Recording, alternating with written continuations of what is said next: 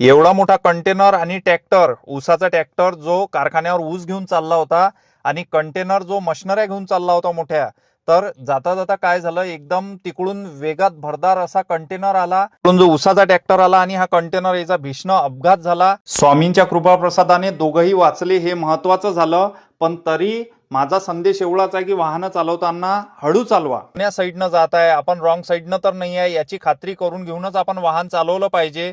कोणीतरी आपली पण घरी वाट बघत असते, आपली मुलं लेकरं बाळ जे काही आपली वाट बघते, त्या कारणामुळं सावकाश आपण चालवायला पाहिजे.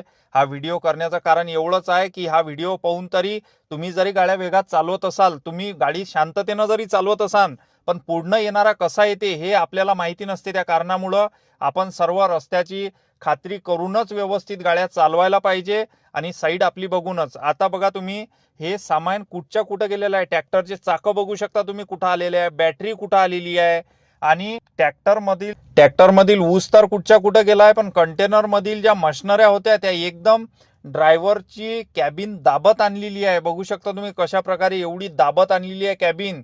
बरं झालं ड्रायव्हरला काही झालं नाही, दोघंही सुखरूप असले. आणि भेटू पुढच्या